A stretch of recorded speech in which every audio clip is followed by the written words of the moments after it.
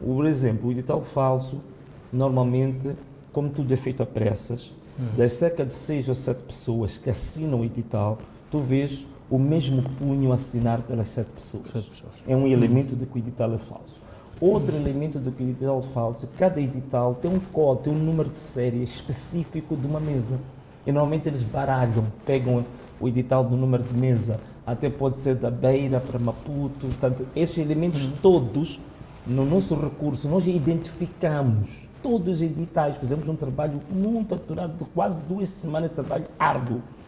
E identificamos que cerca de 60% dos editais que os órgãos eleitorais mandaram para o Conselho Constitucional eram falsos.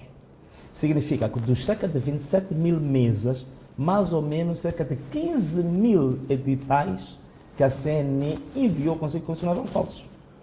Então, a nossa tese qual é que era? A nossa tese era, tínhamos que pegar os editais falsos, por serem falsos, e fácil de identificar, fácil. O próprio Conselho Constitucional reconhece isso, que existem esses editais, expurgar o que é falso e pegar os editais que eram verdadeiros. E a partir dos editais verdadeiros, aí apurar o resultado.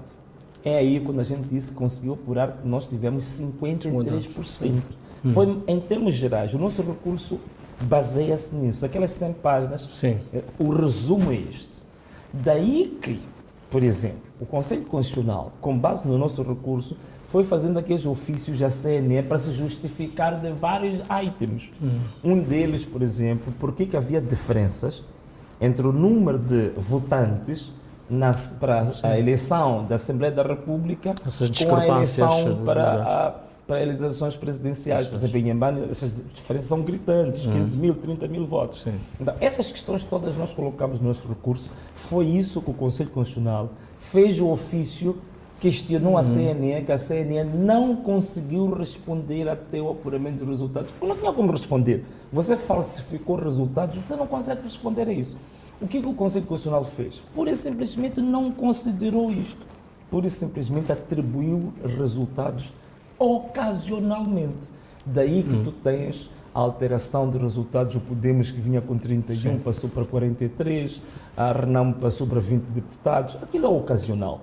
E também, tanto mais que nem é competência do Conselho Constitucional andar a atribuir mandatos, mudar números, não é trabalho do Conselho Constitucional. E temos hoje, decorrente dessa situação, uma questão de legitimidade popular, uma questão de legitimidade institucional. Temos, por um lado, Venâncio Mondlane, com essas massas, trazendo a ideia de que há esta legitimidade popular. Do outro lado, temos Daniel Chapo, que foi, portanto, proclamado vencedor pelo Conselho Constitucional. Como é que Moçambique, como é que olha para Moçambique numa situação como esta, em que há aparentemente 2 presidentes? Sim, tem um lado positivo. Tem um lado positivo, por quê? Porque há um constitucionalista angolano, amigo meu, que disse uma coisa engraçada. Disse: olha, Venâncio, nos nossos países, nos PAOPs, sobretudo os 2 que ainda têm regimes muito militarizados, como Moçambique, Angola, e falou de Guiné-Bissau também, que é um país militarizado, dizia que há uma coisa que aconteceu com essas eleições de Moçambique. É que vocês em Moçambique fizeram algo inédito. Vocês devolveram a política para o povo, para o debate público.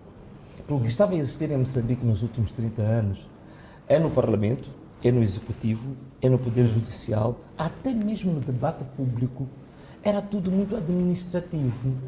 Não havia um debate político original em que o próprio povo discutia na barraca, no chapa, na rua, a vender na rua. Tu encontras hoje mamanas que vendem alface na rua, já discute, já sabe o que é o Conselho Constitucional, já sabe o que é a CNE. Quer dizer, ele diz que vocês devolveram a política ao povo. Então, isso é um grande mérito que Moçambique teve. É por isso que ele costuma dizer, de fato, vocês moçambicanos tornaram-se os americanos dos angolanos. Eles não gostam de ouvir isso, mas a gente diz isso a brincar. Então, este primeiro ponto significa que, tendo estes dois, esta bipolaridade, significa que você, no mínimo, do ponto de vista democrático, do debate político, da cultura democrática, isto é um avanço. Pelo menos isso é positivo, porque há um debate que é criado a nível nacional. Este é o primeiro ponto. Claro que depois há outros aspectos legais, né? Conflituosos, né? Mas eu até por cá trago aqui a Constituição, porque eu vejo muita gente a escrever, a dizer que não, esta coisa deste governo paralelo, ou aquilo que a gente chama de governo do povo, é ilegal, é contra a Constituição. Não, não é verdade. É uma pura mentira. Não existe ilegalidade nenhuma, porque a própria Constituição, ela prevê o chamado pluralismo jurídico. E como é que pensa materializar este governo, diríamos, paralelo, governo sombra,